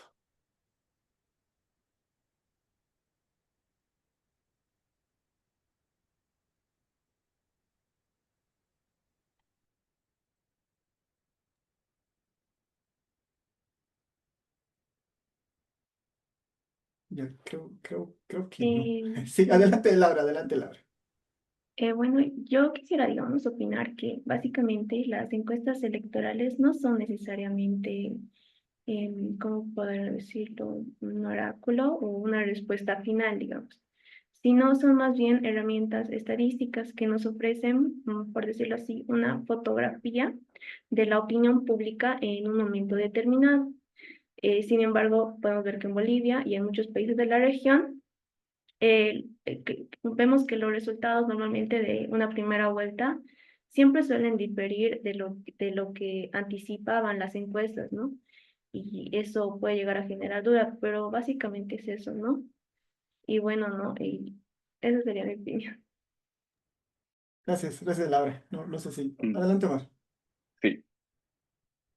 Cuando has pronunciado esto de simulación, me hace acordar, por ejemplo, qué tan preparados estamos en, en Bolivia para afrontar un estudio de simulación. Parece esto atrevido, pero basar en un momento, por ejemplo, del fraude electoral, ¿no? Habían posiciones de que ha ocurrido el fraude, pero ha llegado un documento por parte de profesionales del MIT, ¿no? Consultores contratados, y esos profesionales eran del MIT, y han efectuado un estudio de simulación, cómo deberían ser los votos, ¿no? Entonces, en ese momento, han utilizado procedimientos de simulación. Y, bueno, en resumen, han concluido que no ha existido fraude electoral, pero no ha existido una postura institucional o personal. Me ha costado sacar el micrófono para poder decir, ese estudio está mal. Tal vez porque sean del MIT, eso no puede suceder. Cualquier persona, bueno, todos somos humanos, ¿no? Entonces, del estudio de simulación, en resumen, ¿qué es lo que han hecho? Si como han tomado el conjunto, todos los datos que tenía el órgano electoral plurinacional, supongamos que en lo básico generan el histograma de votos sin importar ubicación geográfica. Entonces, eso mismo, al extraer la información bajo, no sé, un modelo binomial, digamos, te arroja la misma imagen, porque ese es el objetivo de la simulación. Necesitas una población de estudio y desde ahí obtienes la misma imagen en muestra. En algo más chiquito lo puedes incluir, inclusive. Y puedes sacar varias muestras que van a tener la misma forma. Entonces tu conclusión va a ser la misma, ¿no? Sin importar que el estudio de simulación que sea complejo o básico, ese es el punto final, ¿no? Eh, entonces, necesitamos ese tipo de posturas ante estudios de simulación, por ejemplo, a que se den esa parte fría. Si lo he hecho bien, sabemos que en qué conjunto de datos se ha basado y va a obtener algo similar naturalmente, a no ser que involucre algún ruido por ahí, ¿no? Pero eso es lo que ha pasado. Súper, gracias, Omar. Sí, adelante, Sofía. Creo que justo lo que, lo que Omar decía también me motivaba un poco la respuesta que quiero plantear. ¿Por qué las encuestas no anticipan correctamente los resultados de la primera vuelta electoral, ¿no? Creo que todos nos hemos llevado el balde frío cuando en las encuestas veíamos a un Samuel que iba puntero en los resultados de las encuestas, pero en el conteo veíamos que iba ganando Rodrigo, ¿no? Rodrigo Paz. Pero yo creo que aquí también hay que considerar algo que creo que viene relacionado con el tema de la simulación, ¿no? Uno hace modelos de forecast y ves que la tendencia al voto va a beneficiar siempre a candidatos similares. Sin embargo, creo que históricamente y socialmente nosotros tenemos un comportamiento que va a generar volatilidad en la decisión, ¿no? Hay un voto y en las encuestas que hemos revisado en este pequeño trabajo que hemos hecho de raspar estas 161 encuestas que se han ido divulgando, casi todas se centraban en ciudades capitales, ¿no? Y eso también genera un sesgo importante. Entonces, cuando nosotros hablamos de por qué no han podido realmente reflejar lo que ha sucedido con los resultados oficiales, también tenemos que tener en consideración que la manera de tomar decisiones a nivel nacional va a depender de muchos factores sociales y económicos que influyen en esa decisión, ¿no? Hay también un voto muy fuerte que ha ido, que se lo ha llamado también, ¿no? El voto castigo, digamos, ¿no? O sea, no quiero votar por los mismos de siempre y tampoco le creo, por ejemplo, a los candidatos que han puesto para el movimiento al socialismo, ¿no? Entonces, todo esto también ha afectado a los resultados de las encuestas y creo que eso también se tiene que tener en consideración. Creo que no solamente hay que ajustar el tema metodológico, sino también tener en consideración el comportamiento que tenemos como sociedad a la hora de tomar estas decisiones en las elecciones, ¿no? Y creo que un reflejo, un ejercicio de eso ha sido también el referéndum del 21F en su momento, ¿no? Súper, gracias, Sofía. Entonces, y entrando a nuestro casi último bloque, quisiera invitar al público presente a Álvaro, generar sus preguntas. Sí, bueno, no sé, algo chiquito. Me he acordado de esto, hace unos días he visto. En el área rural, por ejemplo, bueno, suponiendo que tenemos eh, cubierto esta parte del diseño muestral, que todo esté bien, ¿no? Entonces, nos fijamos en el área rural. ¿Qué es lo que sucede eh, con ese voto? Ese voto posiblemente, si está un partido en ahí, en bandera, sea controlado, ¿no? Son esos aspectos que, por ejemplo, no podemos controlar y cuando hacen, no sé qué tanta llegada tendremos en el área rural también, pero debe ser mínima, estoy suponiendo, por los costos, ¿no? De todo el estudio, ¿no?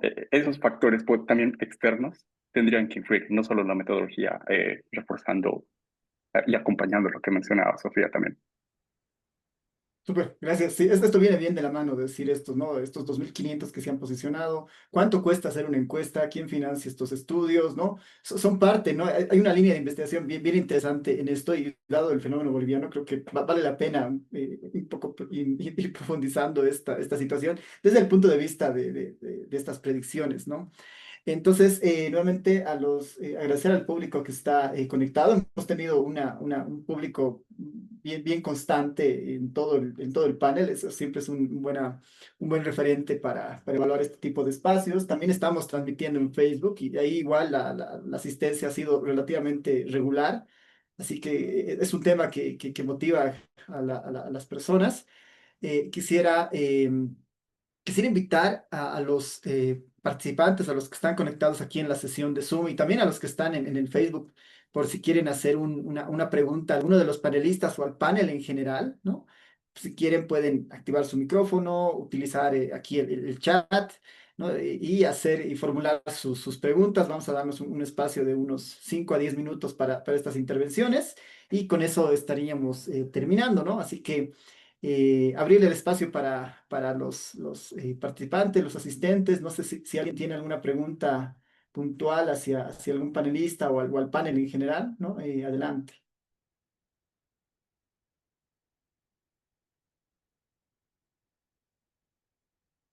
Ahora voy a revisar el Facebook también, si es que hay alguna pregunta ahí. Bueno, aquí hay una pregunta de Paola Aquino que se la voy a plantear, a ver, o un comentario. Ella menciona, buenas noches, considero que la magnitud de los errores observados en las últimas elecciones no puede atribuirse únicamente a la inferencia estadística ni a los márgenes de error habituales, ¿no? Toda vez que entre lo estimado y el resultado real, pasar de un cuarto a un primer lugar con amplia diferencia, ¿no? Apunta a fallas de diseño muestral, ¿no? Cobertura territorial, ponderación y errores voluntarios y involuntarios humanos, así como la exclusión de variables antropológicas vinculadas a la organización comunitaria, ¿no? Ustedes, ¿qué metodología alternativa podrían emplear para reducir estos sesgos sistemáticos, ¿no? La IA puede coadyuvar a identificar riesgos incluso en encuestadores o centralizadores de información, ¿no? Esa es la pregunta que nos hace Paula Aquino. Gracias por la pregunta nuevamente, ¿no? ¿Qué métodos alternativos podrían emplearse para reducir estos sesgos sistemáticos? Y si la IA podría contribuir o coadyuvar a identificar riesgos entre los encuestadores o los centralizadores de información. No sé si alguien del panel se anima a responder esta pregunta de Paola.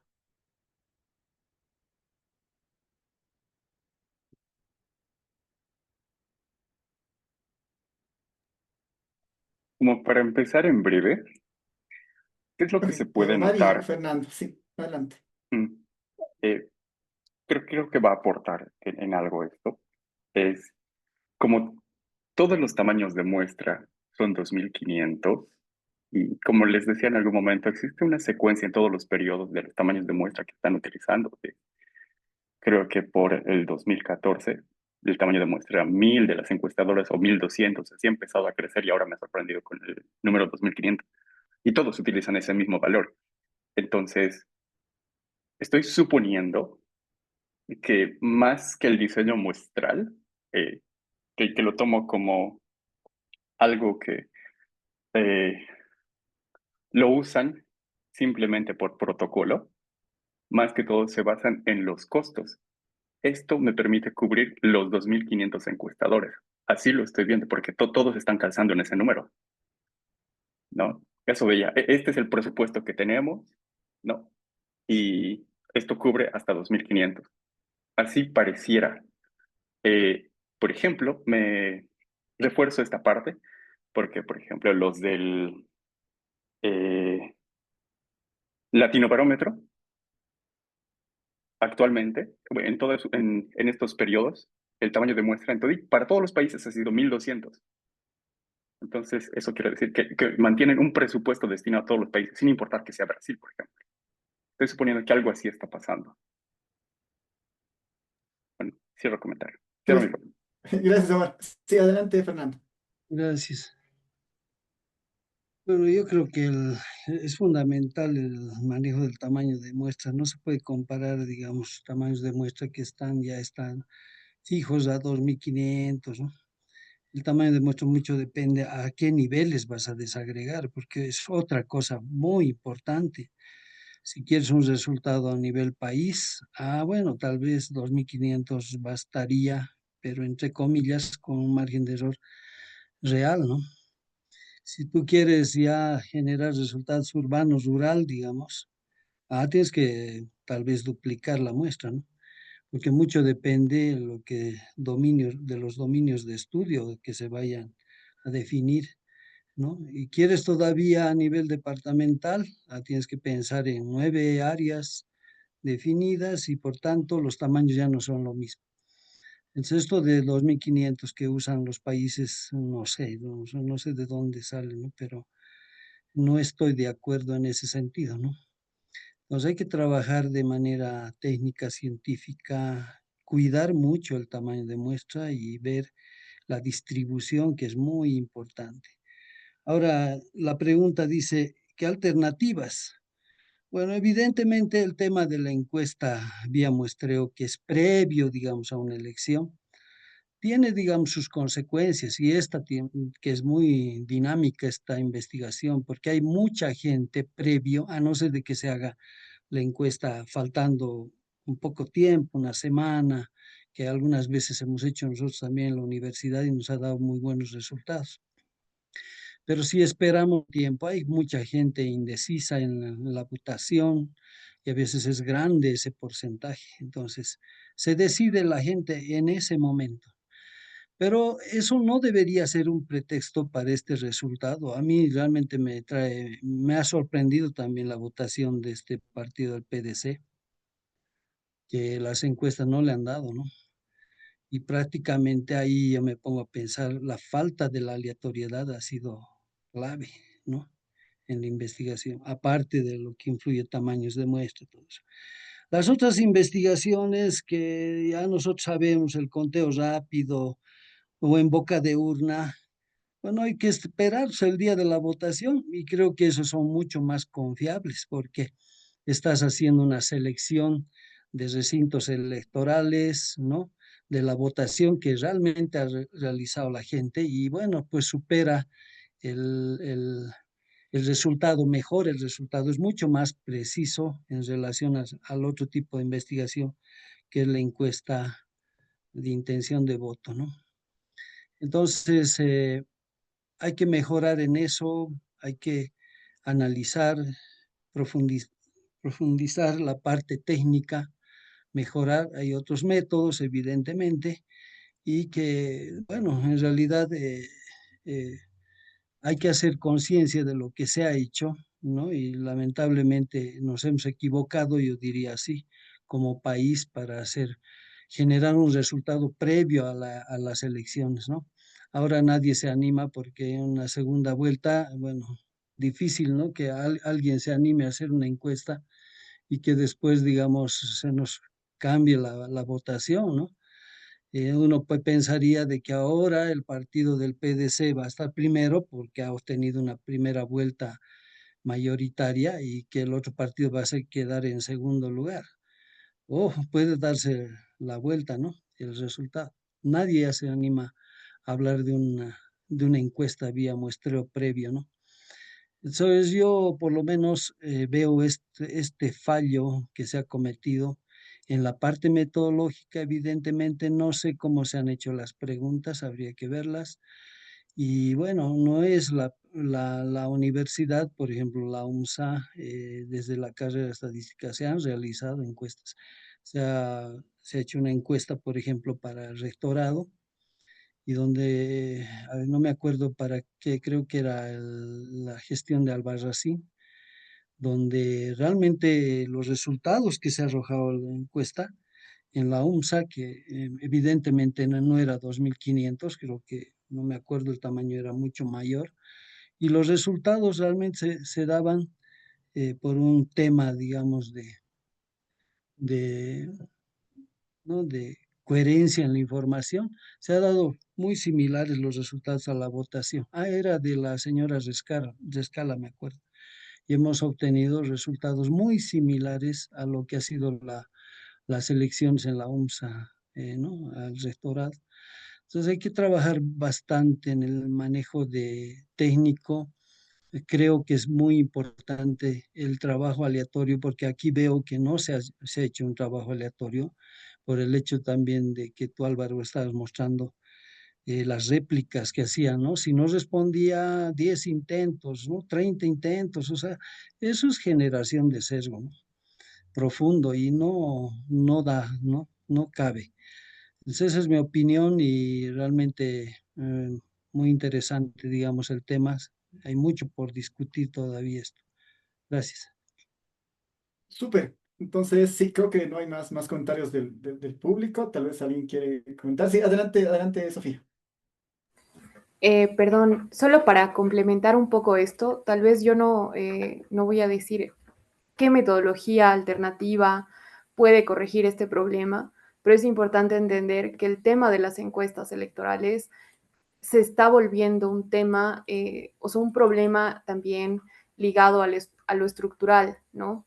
Porque también si nos planteamos tal vez otro panorama en el que no solamente ha habido un error metodológico que evidentemente hay que mejorar, que evidentemente el CIFDE como entidad fiscalizadora de la rigurosidad metodológica debería tener un departamento exclusivo. Yo hasta plantearía que se divida y que se privatice y exista rotabilidad entre la academia para que sean responsables de la formulación de las encuestas preelectorales, justamente para tener no solamente mejor precisión respecto a a la difusión de estos resultados, sino que además exista continuidad en el estudio, exista centralización y bueno, un sinfín de beneficios que podríamos tener si se llegara a separar del CIFDE, si fuera el caso, y el OEP lo viera en algún momento como una posibilidad. Pero además creo que es importante no solamente hacerme a culpa dentro de la ciencia de la estadística, como que ha habido una falla en la metodología, sino que además hay que considerar factores que hacen este escenario como lo que fue, ¿no? El tema de, por ejemplo,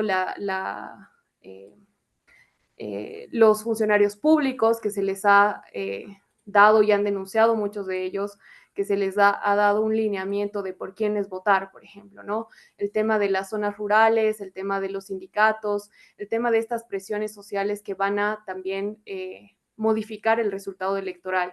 En muchas mesas, antes de la votación, había mucha gente indecisa y gente decía yo voy a votar por tal candidato y eso también ha motivado o ha movido eh, el resultado o la balanza hacia otro lado, ¿no? Y creo que más allá de todo eso también tenemos que tener una mejor comunicación, una mejor transparencia y creo que trasciende el tema solamente de la metodología, si no estamos hablando de un tema estructural, de transparencia, de no corrupción, lo que decíamos antes, ¿no? El que financia se lleva la cuota de ser el primero que aparece en las encuestas, el tema de los funcionarios públicos, que para mí ese es un caso clarísimo, el tema, por ejemplo, de las presiones sindicales también, que no lo hemos mencionado, pero creo que hay que tener en consideración. Y además, todo esto una vez resuelto y una vez se mejore la capacidad de fiscalización que tiene el CIFDE frente a las encuestas y a la metodología y a la rigurosidad, y se fiscalice también quiénes difunden, cómo difunden y qué información difunden, vamos a poder resolver en realidad todo esto, ¿no? O sea, se va a poder subsanar realmente la puesta en perspectiva de las encuestas, ¿no? Gracias, Sofía. Creo que sí han tocado temas muy bien concretos y sí, ¿no? O sea, hay errores de muestreo que justamente por ahí la ficha técnica puede identificar algo al respecto, pero hay errores de no muestreo, ¿no? Y por ahí son mucho más complejos, como decía Sofía, como para tratar de entender qué es lo que ha sucedido y que esto se está volviendo sintomático y finalmente esto puede traducirse, ¿no? En un agotamiento y falta de credibilidad en estas propias herramientas, ¿no? Entonces, tal vez invitar nuevamente al panel acá en Zoom, si es que tiene alguna consulta. En el Facebook no tenemos consultas, tal vez más bien unas felicitaciones, ¿no? Un excelente panel, muy buen análisis entre los comentarios que aparecen en el Facebook. Entonces, no sé si alguien tiene alguna consulta más, la puede escribir o puede levantar la mano y activar su micrófono. Y si no, a ver, esperemos un par de minutos, ¿qué es lo que dicen?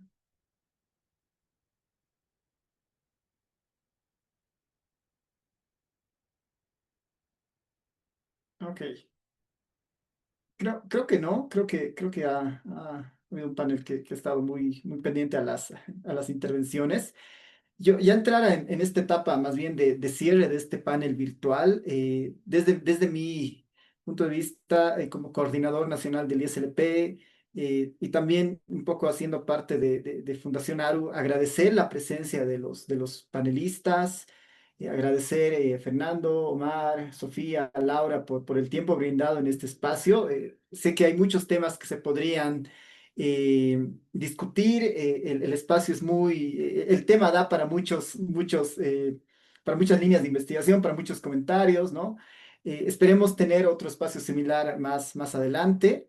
Yo quisiera invitarlos a un cierre a cada uno de ustedes para despedirse también del panel y ya con eso dar finalizado nuestro primer panel virtual, ¿no? Entonces, un poco ir también en el orden de las exposiciones para dar este cierre final, ¿no?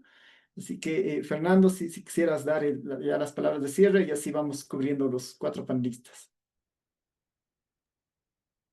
No, nuevamente reiterar a la Fundación ARU la invitación por medio del Instituto de Estadística, ¿no? De la carrera de estadística, y bueno, participar es muy importante en el tema de orientar este tema que es controversial, ¿no? Es un problema que se ha generado ahora más que nunca, se ha visto resultados erróneos, ¿no? Con esto de la votación de un frente que no esperábamos y el otro que estaba ganador y resultó siendo tercero, ¿no? Bueno, esto es muy importante seguir discutiendo.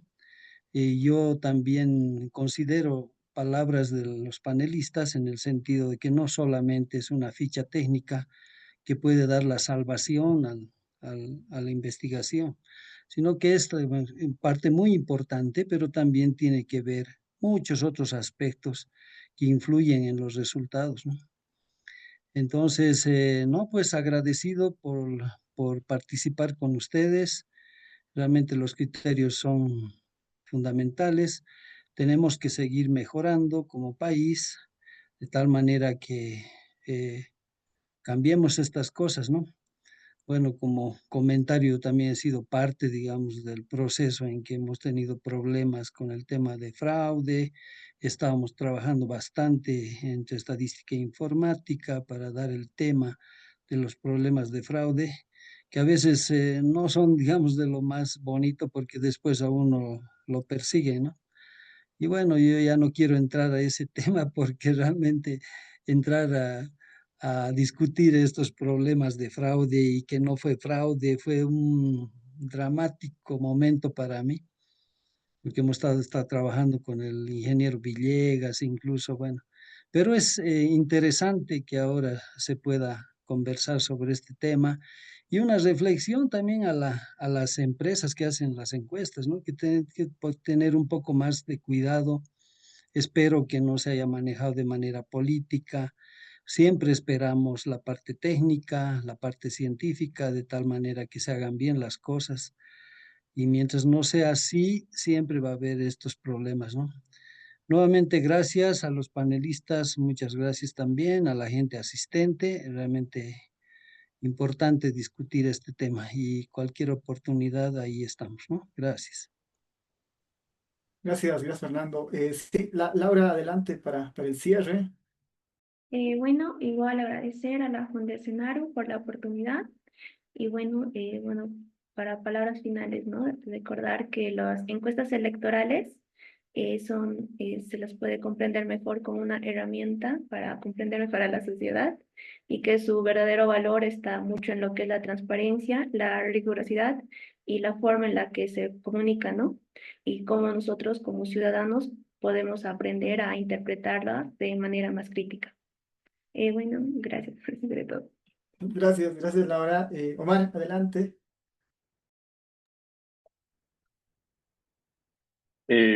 Bueno, ya que se debe eh, a la necesidad de profesionales en estadística involucrados en estos procesos, ¿no? Voy a modificar esta frase que eh, la teníamos antes de emblema, hecho en Bolivia, consume lo nuestro, ¿no?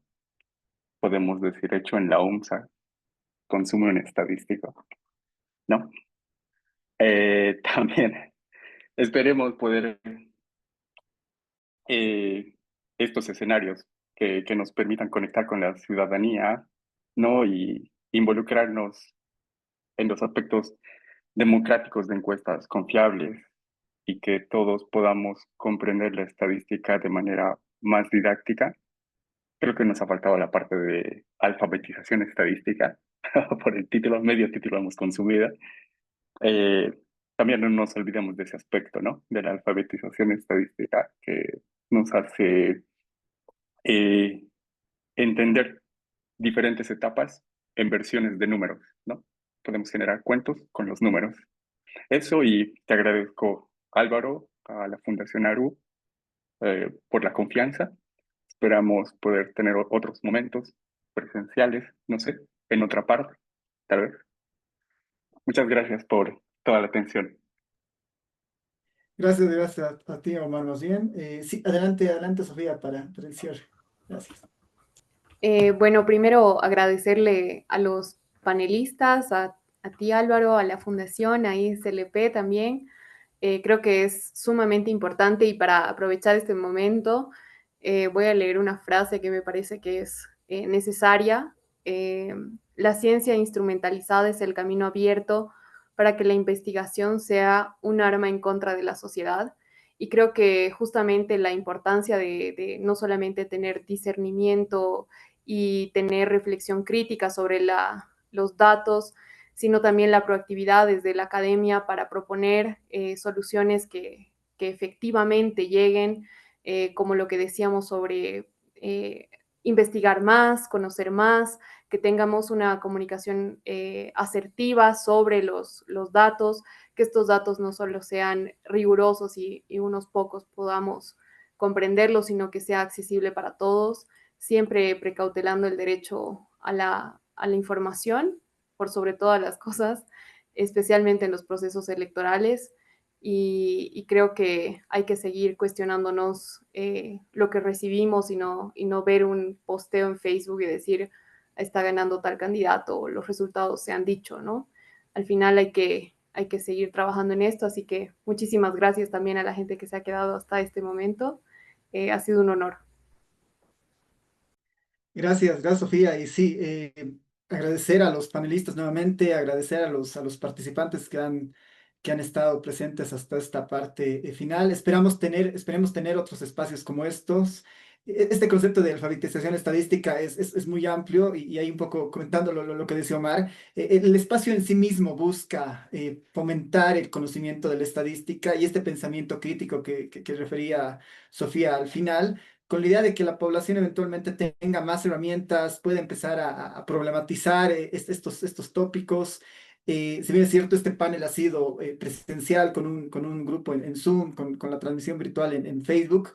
La grabación va a estar presente en el canal de YouTube de la Fundación ARU, presente en el Facebook y en las otras plataformas que tiene la Fundación. Entonces, va a quedar justamente como un registro para que las personas que no han podido asistir a este panel ahora puedan tener este intercambio que ha existido entre los panelistas, estas intervenciones, estas precisiones respecto a las diferentes... las diferentes perspectivas de qué es lo que podría haber sucedido, qué se debe mejorar, ¿no? Y yo me quedo con estas recomendaciones que decía, ¿no? Hay que darle más énfasis a la calidad de estas fichas técnicas, hay que cuidar los otros componentes diferentes a la ficha técnica que pueden estar explicando este resultado. Y bueno, y la academia tiene que empezar a tener un rol más preponderante para hacer seguimiento y justamente contribuir a la democratización de la información, a la confianza en este tipo de herramientas. Y desde el ISLP Bolivia, nosotros esperamos que estos espacios contribuyan justamente a eso, a ese proceso de alfabetización estadística. Entonces, agradecer nuevamente a todos por su participación. Esperamos vernos pronto y bueno, con esto damos por cerrado este primer panel virtual. Buenas noches y que tengan buen resto de semana. Gracias. Hasta luego. Muchas Un abrazo. gracias. Luego, Nos buenas vemos. noches. Hasta luego, muchas gracias.